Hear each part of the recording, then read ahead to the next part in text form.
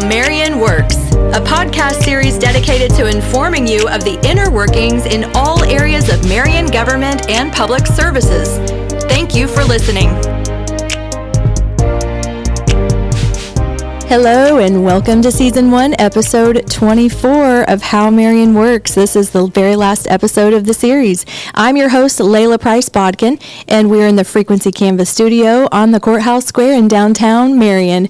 Today, we're diving into the essential, often unseen infrastructure that keeps our city running smoothly, Marion's municipal utilities. So from the water that comes out of your tap to the treatment that protects our environment, these services are foundational to our quality of life. And we're joined today by the leader steering this massive operation, Director Robin Schrader. Welcome, Robin, to the show. Thank you. Now, this is a really neat way to culminate everything.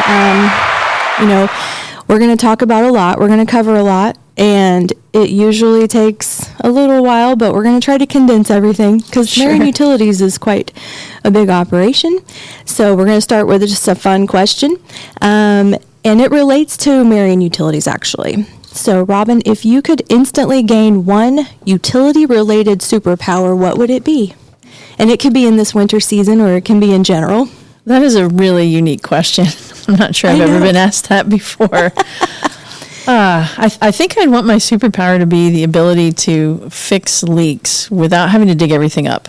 Oh, right. Especially things in the winter, when we have breaks like that, it can just be absolutely brutal for our crews to be out there in the elements making those repairs. I think that's true because it affects so many things, especially in the wintertime. It just makes things so difficult. Miserable. Yes. And another thing I thought about was maybe snapping your fingers and switching all the lead pipes. Oh, that would be equally as amazing. Yes. Just go ahead and get that done, please. Okay, we're going to start with where you're from. I love to ask the question just to get an idea of about Robin Schrader. Yeah, so I grew up in Madison, Indiana, down along the Ohio River. And I love that area. Yeah, it's gorgeous down there. It looks like a little one of those little Hallmark towns in the wintertime. I've done a lot of those tours of homes at Christmas time, speaking of, with my parents, and we've even stayed in a little cottage. My husband hunts down there sometimes. Yeah, I appreciate it a whole lot more now as an adult than I ever did as a kid. Oh, cool. So do you go down there often? My family's still down there, and so we go and visit for holidays and different events. Oh, nice. Yeah. So that's where you grew up? That's where I grew up. Yeah, and then I came to this area after high school. I went to Taylor University, and then when I graduated from Taylor, I moved around a handful of times, did some additional schooling, held down a job in Southern Illinois for a while, and then came back to this area to work at Taylor in 2007. Wow. So you were, your main major at the time was, or did you switch majors? I did. I started out as biology and pre-med. Gotcha. And then completely shifted gears and went with Christian education. Oh, okay. Yeah. And then you played softball, and then you became a coach. I did. Yeah. It was one of those jobs that I just had to get out of my system. You had to give it a shot. And I had coached a lot of high school ball before I got to that point. And so, it was just kind of a natural thing, and there was an opportunity, and I'm like, I just can't pass this up. Yeah, softball was fun. I did a little bit of that in high school, but I enjoyed volleyball more. Okay, that's fair. Yeah. So you had to get it out of your system. I did, yes. Just discovered that wasn't the thing for me at that time. It was a great experience, but a little bit after that, there was an opportunity that came up at the utility. So in 2012, I started working as the wastewater supervisor at the utility. Okay, that's been a little while ago. A little bit. Yeah, you've been with utilities for quite a while, and then you became the director, was it last year? Just a year and a half ago, spring of 24. Yep. Nice. Well, you bring so much knowledge to the utility, so it's wonderful that you can have that background in wastewater and a lot more too, I'm sure, because you become versatile. Yeah, it's a big job, but there's so many good things about it. People just it's easy to overlook because you can't see what's going on. Oh, I know. And so speaking of, just give the public an overview of what all Marion Utilities is responsible for. Okay. Yeah, so the big things, we've got 4 utilities under the main umbrella, and drinking water is the most obvious one there, but then we've also got wastewater treatment, stormwater, and then solid waste services, so the trash utility as well. Gotcha. Yeah. So those are the 4 points. And so what is the single most important function do you think it is related to the health and safety of all of us in Marion?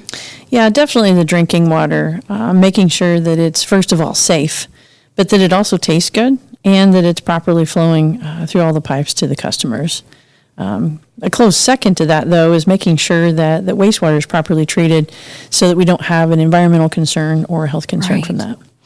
That's good to know. I was very fortunate to be able to go through and tour Marion Utilities. Oh, did you? And see everything. And That's cool. And talk with everyone. It's a pretty big campus. There's a lot going on at Marion Utilities. So having that general knowledge is really helpful. Yeah. So can you explain to the community how Marion Utilities is financed? I understand that we own, but we don't control what you do. You basically have your own autonomy of your Marion Utilities services. Can you explain that funding, like how you're funded? Yeah. So as you mentioned, we are a municipality, and that means that we're not for profit. So we are financed by our ratepayers, or essentially our customers. So when you're paying a bill, every penny is going to the services that we provide and going back into the community. Each of the 4 utilities is considered independently, accordance with state and local ordinances. So they have their own budgets, and all of those things are separate from the other functions of the city's government. And then in instances where resources are shared between more than one utility, which happens a lot, finances are divided according to the percentage of total projected revenues that are represented. So sometimes there's a split that occurs between all 4 utilities, like with our customer service folks. Okay. Or some of our administrative staff that handle operations for the whole group. But in other cases, it may just be 2 utilities. And so when we implement that process, we ensure that we're consistent in our financial accountability. Okay, I see. So, Robin, do you, regarding your funding, what do you think is your biggest challenge regarding funding? I think, honestly, it's helping people understand where that money's actually going. Because as we've said a couple times already, it's hard to see what we do. So much of this is buried infrastructure. You know, most people, as long as their water comes on when they want it to, and as long as they flush a toilet or dump something down the drain, it disappears. Yeah. They don't give a second thought. And that's the way we want it to be. We want to have that kind of level of convenience, but that also comes at a price tag. And it's something that, there's a lot of infrastructure that we have to maintain to do that. I think that, when I talked about going on a tour, I think that there are some informational videos perhaps that can help explain where things go. I don't know if you have anything up on your website, but maybe there's, even if it's not a video, maybe it's something that explains the process. And I know you've got a really nice website, so it would be a good thing to go check it out. And, I feel more comfortable drinking your water after seeing how it operates, sure, how the process is done. And I love your drinking water. So, well, thank you. We're pretty proud of the way that it tastes, and we get a lot of compliments on that. Cheesy. Good job, Marion Utilities. You've got a really great team. They do a wonderful job. I'm just going to take a real quick commercial break to just invite you to stay connected by following City of Marion IN on Facebook, Instagram, X, YouTube, and TikTok, as well as our website, cityofmarion.in.gov, and the latest communication feature, My Marion app, a free download through your Apple or Google Play Store. And I also just want to mention that Marion Utilities is considered, through our website, you can easily get to Marion Utilities as quote unquote a department by going to our government page on our website and click departments, or you can go to marionutilities.com. Okay, we're going to jump into a fun question, Robin. I would love to learn something about you when you're not in the office and when you're not out in the field for Marion Utilities. What do you like to do in your free time? One of the biggest things is I'm an avid reader. Okay. I usually have 2 books going at the same time. I like to read a fiction book and then something for personal growth or for professional growth. I do the same Do you thing. really? Yes, I do. So do you have a book that you'd like to recommend for someone to read this winter or holiday season, whether it's for professional growth or maybe just a fun fiction whodunit novel? Yeah. So one of the books that's had a huge impact on me this year is The Ruthless Elimination of Hurry. I've read it. Have you read it? Yes. Okay. It's so good. If you're reading it and legitimately paying attention there, it can be really convicting to slow down and to take stock of the things that are really important. And so that's been a huge thing. How Marion Works is sponsored by the City of Marion.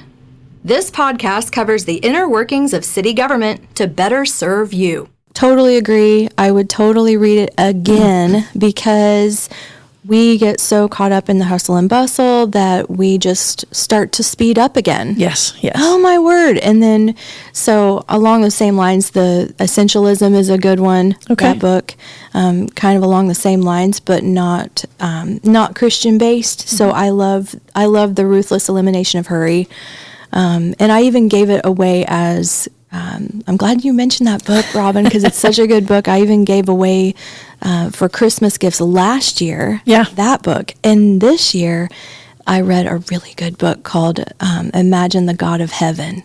Okay. And it's about near-death experiences. I'm not familiar with that one. I'll have to give it a look. Very, very heavy, Yeah. but hopeful. It brings hope to those who don't have hope.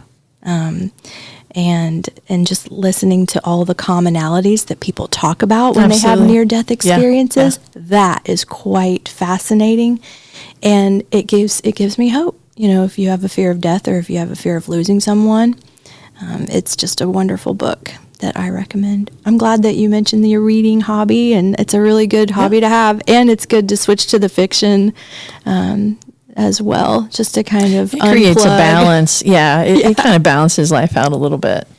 Yes, absolutely. Okay, so I want to make sure that we break down some things that help educate the community. So my next question for you is, what should residents know about their utility bill specifically, and the reason why the rates sometimes need to increase? Yeah, that's a great question. And I know it can probably be confusing when you get that piece of paper in the mail and you're looking at it, you're like, what does all this mean? So there's several components to this. So it includes the water and sewer charges, and those are based on water consumption. So water and sewer, it's assumed that if you're bringing it out of your faucet, you're also flushing it down a drain in some capacity. So that's where those come from. And so that can vary from month to month just based on your usage. You know, if you're watering your lawn, if you're washing your car, your dog, taking super long showers, those sorts of things, you're going to drive that bill up a little bit. Mm-hmm. The other things, there's some flat rate fees for stormwater, for fire protection, for trash, and then there's a tax that's thrown in there. Okay. And so those are the main components. But the reason that those rates can change, either the base rates or, the flat rates or all of that, there's a couple reasons that they can typically happen. First one is expensive state or federally mandated projects. And there are just so many of those. You stated the lead service line situation. Mm-hmm. There's also a big mandate on the sewer side of things for combined sewer overflow mitigation, and they're just incredibly costly. And so those are projects that are outside of our normal day-to-day functions that we have to account for. And the other thing is just the normal increase in cost of business. When other costs go up, our costs have to go up just to make sure that we can continue to do things as we need to do, and to make sure that we're taking proper care of the system. But when those happen, when those changes happen, they are fully vetted through the city council. All of those things have to go through the city council to get their stamp of approval. And so they're looking pretty hard at that. And in the case of drinking water, that also goes to the Indiana Utility Regulatory Commission as well. And so there are a lot of eyes that are focused in on that. As there should be. Yes. We want to always make sure that we're having those checks and balances. And again, we're publicly owned, so that means that the public can come in and ask us at any time for those things. And speaking of, you have a board, utility service board, That's that you correct. also have to go through. Do you Yes. have to go through them first before you go to the city council? Yes, they always come first. Yeah. So those Okay. things, go through our board of directors and then to the city council. Yeah. Well, thank you for explaining that, Robin. There are some things that you probably have going on right now, and I just want to allow you to promote any new services that you might have or any new projects that you're working on. Yeah. Well, given the season that we're in, the freeze and thaw season, that is, I want to emphasize the need for customers to keep their faucets dripping when temperatures are dipping really low, especially overnight. It's a whole lot easier to make an adjustment on your bill, which we are happy to do, than it is to deal with frozen or burst pipes. Yeah. And as for projects, we're kind of on the back side of our meter installation project, and Good. the vast majority of those are in place. And I tell you what, that has been an amazing situation. Quite the headache to get those in the ground, but the way that we have the ability to detect leaks, even with residential customers, we've had a lot of folks. We've actually reached out to them and said, "Hey, something's going on." And they'll rush home from work and say, "Oh my gosh, you saved me Wow. from this That's disaster because I got it shut off and taken care of." because there is a smart meter in place. Exactly. So that's been a huge help. And then breaking ground this spring is one of those mandated projects for combined sewer overflow mitigation. And that's going to happen out at Clark Street. There's a section of Clark Street that was recently vacated near Home Avenue. And there'll be a big tank put in the ground there for that. So, Oh boy. yeah. That's something to look forward to. And I know that that's probably one of the reasons why you have to increase rates. And it's understandable. That's there correct. are operations, there are unfunded mandates, and inflation as well. Yeah. So do you have any other tips for saving water or money regarding utilities this season, or just any time throughout the year, other than have your faucet dripping just to prevent the disaster of a frozen pipe? Yeah, with the way that the water rate is structured now, it really is based on exactly what you use. And so it's entirely up to you what that looks like. I mean, obviously there's the base rate, but the more you use, the more it will cost on that. And just to reemphasize too, we want to make sure you know that there is no penalty for dripping that water. When you get your high bill, give us a call and we can make an adjustment. That's a good question. I didn't even realize that a lot of residents out there might be concerned to do that. Right. Yeah, but don't fear that. Like I said, when you get that next bill, then you can call us and we can make an adjustment for that. Thank you. That's great. So what is the best way for the public to stay in the know and get their questions answered or issues handled? That's a great segue. I mean, if there's, an issue that they have, they're concerned about their latest bill because they had their water dripping, or just to stay in the know. That's probably a two-part question. So getting a hold of Marion Utilities, and then also like the social media part. Yeah. So obviously we have a social media presence. We're big on Facebook, our website. We have someone who's dedicated to making sure those things stay up to date and on time. And so we try to publicize things as much as we can there. But another good way to stay informed is to participate in our board meetings. And those usually happen the first and third Thursdays of each month. They're open to the public. And if it's not your thing to actually show up, you can still read through the minutes and kind of get a baseline idea of this is what's happening on a day-to-day basis. So That's good. Yeah. And we mentioned this before, but we're always happy to answer your questions. We've got a great customer service team that would direct your calls as appropriate, to make sure we get you connected with the right person to answer your questions. So the best thing to do is to call if Absolutely. you have a question. Yeah, definitely. You can also email us. We've got some forms online that you can fill out as well. Oh, that's nice too. Well, thank you. Now, speaking of learning more about the operation, do you have a current program for touring, or do you just wait for a group to reach out to you? How does that work? Yeah, usually folks reach out to us. We try to promote within the school systems and whatnot, but It really is as needed, but we love to do that. And we will even customize those tours as much as we can. Folks will come and say, well, I just want to see the water department. Okay. We can show you that. Or let's look at just recycling. Or let's do water and wastewater, the whole thing. So we can customize those. We've talked about this before, but education is so important for this industry. We want to make sure that our doors are wide open to help people understand what actually goes on. Well, I think that recycling is more and more important. And so regarding recycling, do you have anything that you'd like to share that is either new or maybe just a way that residents can get a good overview of how that works? Yeah, I think there's some misconceptions about recycling sometimes in terms of how to do that. And we've got a great group of folks who facilitate our recycling area that would love to help educate people on that. But the biggest thing is keeping it clean. One of our biggest questions has to do with pizza boxes. Are these recyclable? Right. Yeah. Oh, I'm sorry, no. No, they're not. But if you get a frozen pizza and that's another story. Lining, those are right. Some that I recycle. Right. And Amazon boxes, those always qualify. Those are absolutely. Great. Yeah. I bet you get a ton of those. We get a lot of cardboard. We do. But, same thing with bottles and cans. Just rinse them out as soon as you're finished with them and then toss them into your container. But we'd love to help you out with that. I remember seeing a really great video about that process. And then, like you said, Robin, if someone wants to just come check it out, it doesn't need to be necessarily a tour.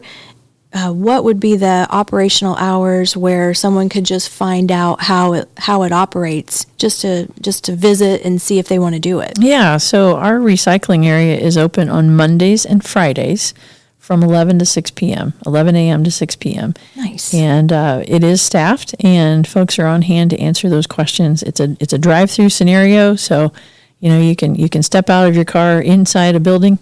And if the weather's bad, you don't have to worry about that. And they're super friendly. They're a great bunch. Now, do you have to pre-sort, or can you arrive there with everything in one bag, say, or a couple of bags, and then sort while you're there? That's a great question. On a busy day, it's really helpful especially if you've got tons of stuff, that it's already pre-sorted. Okay. But on the off chance that you don't, we do have 2 different lanes that come through. And we suggest people toss it into these swimming pools, those plastic baby pools. Yeah. And then that spreads everything out so that you can kind of go sorting through that. Oh, I love that idea. So, if there's a time of day, whether it be on a Monday morning or a Friday morning or something like that, what's the least busy time for someone to just come and sort it while they're there? Golly, that's kind of hard to say because kind of hard to say. Yeah, it varies a lot. If you're wanting to just visit, don't come after we've been closed once, like for a holiday or something. Trying to go through stuff. Yeah, because then folks will be trying to get caught up, and there might be a line out the front. Okay, so I think we've covered everything regarding recycling, but there's some more helpful information I know on your website. Yeah, definitely check out our website for that.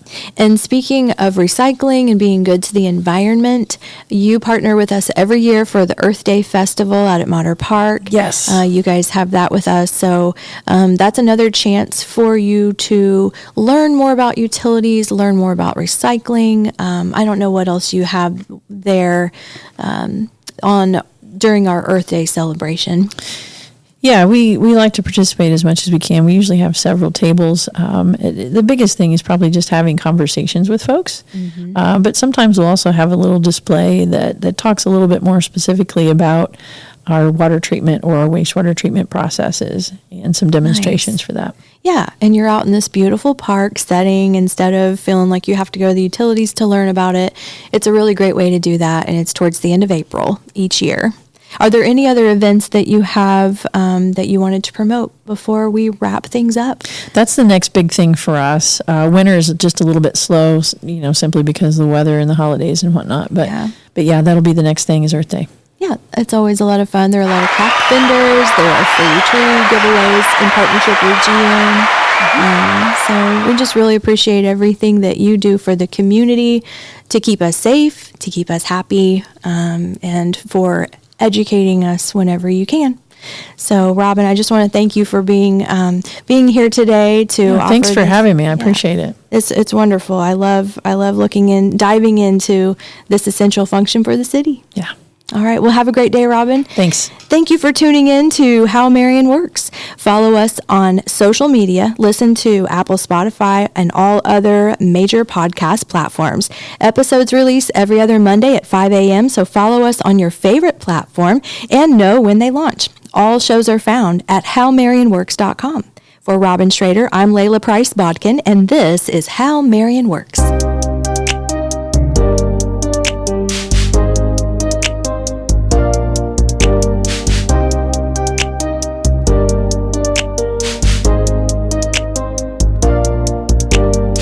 Thank you for listening to the How Marion Works podcast. We hope you'll join us next time.